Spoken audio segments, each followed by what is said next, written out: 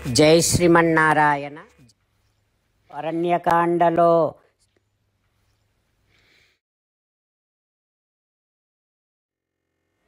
ఓ బ్రాహ్మణోత్తమా, అప్పటికి నా భర్త రామచంద్రుడి వయస్సు ఎంతో తెలుసునా? మమ భర్త మహాతేజ వయస పంచవింశక. నా భర్త రాముడికి 25 ఏండ్లే.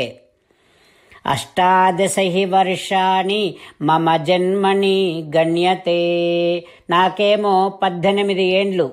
అంతే, తనకి 25 ఏండ్లు, నాకు 18 ఏండ్లు. ఆ సమయములో మేము అడవికి రావలసి వచ్చింది. ఓ బ్రాహ్మణోత్తమా, నా పతి శ్రీరామచంద్రుడు చాలా గొప్పవాడు, గుణవాన్, మంచివాడు. నా రాముడు సత్యవాన్, సత్యవంతుడు. ఓ బ్రాహ్మణోత్తమా, నా రాముడు శుచిహి, పరిశుద్ధుడు. విశాలాక్షో, విశాలమైన కన్నులు కలవాడు నా రామచంద్రుడు. మహాబాహు, గొప్ప బాహువులు కలిగినటువంటి వాడు నా శ్రీరామచంద్రుడు. ఓ బ్రాహ్మణోత్తమా, సర్వభూతహితే రతః. నా రాముడు అందరి మేలు కోరేటటువంటి వాడు. అయితే అతని తండ్రి దశరథ మహారాజు ఏం చేశాడంటే, మరి కైక కోరిక నెరవేర్చాలి కనుక ఇక రామునికి రాజ్యాభిషేకం చేయలేదు. పట్టాభిషేకము కోసము నా భర్త అంతకు ముందు రాత్రి తండ్రి గారి దగ్గరికి వెళ్ళాడు. వెళ్ళినప్పుడు నా భర్త రాముడితోని ఆ కైకమ్మ ఎట్లా మాట్లాడిందంటే, ఏ మాత్రము మొహమాటము లేకుండా, జంకు లేకుండా, నిర్భయంగా నా రాముడితో కైకమ్మ ఏమన్నదంటే, రామా, నీ తండ్రి నీకు చెప్పాలి అని అనుకుంటున్నది తాను చెప్పలేకపోతున్నాడు కనుక నేను చెప్తున్నాను, విను. ఏంటంటే అది, రాజ్యము భరతునికి ఇచ్చేసేయి. నువ్వు నవవర్షాన్ని పంచచ 14 ఏండ్లు వనవాసానికి వెళ్ళిపో. నీ తండ్రి మాటను పాటించు. మీ నాన్నగారిని అసత్య దోషము నుండి తప్పించు అంటూ ఇంత గట్టిగా నిర్భయంగా ఆ కైకమ్మ నా రాముడితో మాట్లాడింది. ఓ బ్రాహ్మణోత్తమా, అయితే నా రాముడు దేనికి భయపడనటువంటి వాడు కనుక ఇక ఆమెతో సరే అని అనేశాడు, కైకమ్మతోని అని. వెంటనే ఇంకా మేమంతా ఈ అరణ్యానికి వచ్చాము. ఓ బ్రాహ్మణోత్తమా, నా రాముడు ఎవరికైనా ఏదైనా ఇచ్చేవాడే కాని ఒకరి నుండి దేనిని యాచించేవాడు మాత్రము కాదు. నా రాముడు చాలా గొప్ప ధర్మాత్ముడయ్యా. ఓ బ్రాహ్మణోత్తమా, నా రాముడితో వచ్చిన రాముడి తమ్ముడు లక్ష్మణుడున్నాడు కదా, ఆ లక్ష్మణుడు నా రాముడి సవతి తల్లి కొడుకు. అతడు కూడా మహాపరాక్రమశాలి, శత్రు సంహారకుడు. రాముడికి సహాయముగా ఎప్పుడూ ప్రక్కనే ఉంటాడు లక్ష్మణుడు. ధార్మికమైనటువంటి బుద్ధి మా లక్ష్మణునిది. చాలా గొప్ప పట్టుదల కలిగినటువంటి వాడు మా లక్ష్మణుడు. ఓ బ్రాహ్మణోత్తమా, రాముడు ఎటు వెడితే అటు వెడతాడు కనుక రాముడికి సేవకుడిగా నా మరిది లక్ష్మణుడు అదిగో అన్నను అనుసరించి రాజ్యాన్ని వదిలివేసి మాతో పాటు అడవికి వచ్చాడు అంటూ సీతమ్మ బ్రాహ్మణ వేషములో ఉన్నటువంటి రావణాసురుడికి ఈ విషయాలన్నీ చెప్పేస్తోంది. సీతారామచంద్రులను మనసారా ధ్యానము చేస్తూ పరమదయాలువు పరమశివుడు చెప్పిన పరమపావన రామనామాన్ని చెబుతూ మనము రామనామ గానము చేస్తూ ఉంటే అదిగో సీతారామచంద్రులు, పార్వతీ పరమేశ్వరులు, ఆంజనేయస్వామి, సకల దేవతలు, పితృదేవతలు, మహర్షులు, ఆచార్యులు, భాగవతోత్తములు అందరూ మనని చూసి ఆనందముతో అనుగ్రహిస్తున్నటువంటి దృశ్యాన్ని భావన చేస్తూ నోరారా రామనామగానము చేద్దాం.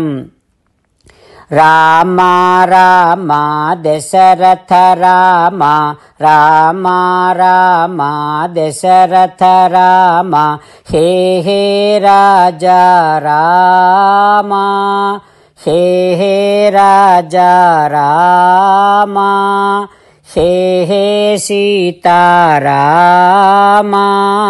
హే హే సీతారామ. జై శ్రీమన్నారాయణ. భక్తులకు ప్రత్యేకమైనటువంటి విజ్ఞాపన.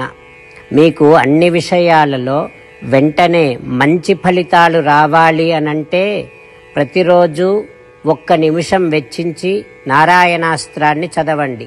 ఇక మీకు తిరిగే ఉండదు. నారాయణాస్త్రాన్ని పొందడానికి మీరేం చేయాలంటే నారాయణాస్త్రం అనే వెబ్సైట్కి వెళ్ళి మీ పేరు మీ ఈమెయిల్ ఇస్తే మీ ఈమెయిల్కి నారాయణాస్త్రం PDF వస్తుంది. అందులో ఒక రామాయణ శ్లోకం, ఒక గీతా శ్లోకం, ఒక విష్ణునామం ఉంటాయి. ఆ మూడింటిని కలిపి నారాయణాస్త్రం అంటాం. ప్రతి ఒక్కరికి వేరువేరు శ్లోకాలను ఇస్తున్నాం.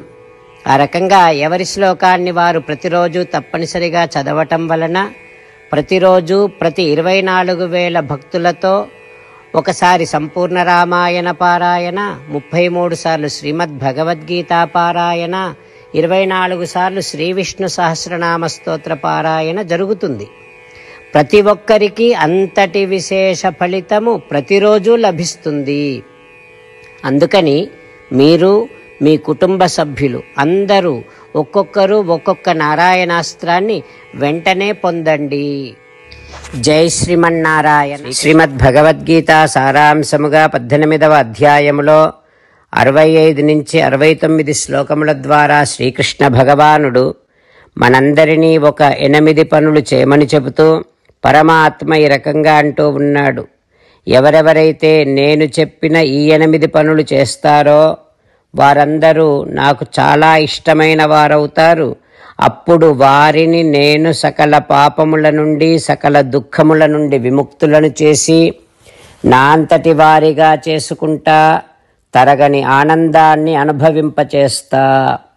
నిజమే చెబుతున్నా, ప్రమాణము చేసి చెబుతున్నా అంటూ సాక్షాత్తుగా దేవదేవుడైన శ్రీమన్నారాయణుడైన శ్రీకృష్ణ భగవానుడే మనను ఈ 8 పనులు చేయమని చెబుతూ ఉన్నాడు కనుక, హో శ్రీమన్నారాయణ కరిష్యే వచనం తవ, తప్పకుండా చేస్తా, నువ్వు చెప్పినట్టే చేస్తా అంటూ మనం ప్రతిరోజు దేవదేవుడైన శ్రీమన్నారాయణుడికి ఈ రకంగా మాట ఇద్దాం. హో శ్రీమన్నారాయణ, నువ్వు చెప్పినట్టే నేను నిన్నే సంతతము ధ్యానము చేస్తూ ఉంటా. హో శ్రీమన్నారాయణ, నువ్వు చెప్పినట్టే నేను నీ భక్తుడిగానే ఉంటా. హో శ్రీమన్నారాయణ, నువ్వు చెయ్యమన్నట్టే నేను నా విధులను కర్తవ్యాలను నీ సేవగా నీ తృప్తి కోసమనే సక్రమంగా నిర్వర్తిస్తూ ఉంటా. హో శ్రీమన్నారాయణ, నువ్వు చెప్పినట్టే నేను నీవాడిని అనే మహావిశ్వాసాన్ని సంతతము కలిగి ఉంటూ నా హృదయములో నీకే నమస్కరిస్తూ ఉంటా. హో శ్రీమన్నారాయణ, మామేకం శరణం వ్రజ, నన్నొక్కడిని మాత్రమే శరణు వేడుకో అని నువ్వే అన్నావు కనుక నేను నిన్ను ఒక్కడిని మాత్రమే శరణు వేడుకుంటా. హో శ్రీమన్నారాయణ, మా శుచః, ఇక దుఃఖించకు అని నువ్వే నాకు భరోసా ఇస్తూ ఉన్నావు కనుక నేను ఇక దుఃఖించను. హో శ్రీమన్నారాయణ, నువ్వు చెప్పినట్టే నువ్వు నా కోసమని చెప్పిన శ్రీమద్భగవద్గీతను ఎప్పుడో ఒక్కసారి కాకుండా ప్రతిరోజు కనీసం 1 శ్లోకాన్నైనా అనుసంధానము చేస్తూ గీతోపదేశాన్ని జ్ఞాపకం చేసుకుంటూ ఉంటా. హో శ్రీమన్నారాయణ, నువ్వు చెప్పినట్టే నువ్వందరి కోసమని చెప్పిన శ్రీమద్భగవద్గీతను తెలియని భక్తులందరికీ తెలియచేసే నా వంతు ప్రయత్నాన్ని నిరంతరము కొనసాగిస్తూనే ఉంటా. హో శ్రీమన్నారాయణ, నేను నువ్వు చెప్పినట్టే చేస్తా, నీకు నచ్చినట్టే ప్రవర్తిస్తా, నీకోసమే పని చేస్తూ ఉంటా. కరిష్యే వచనం తవ. సర్వం శ్రీకృష్ణార్పణమస్తు. జై శ్రీమన్నారాయణ.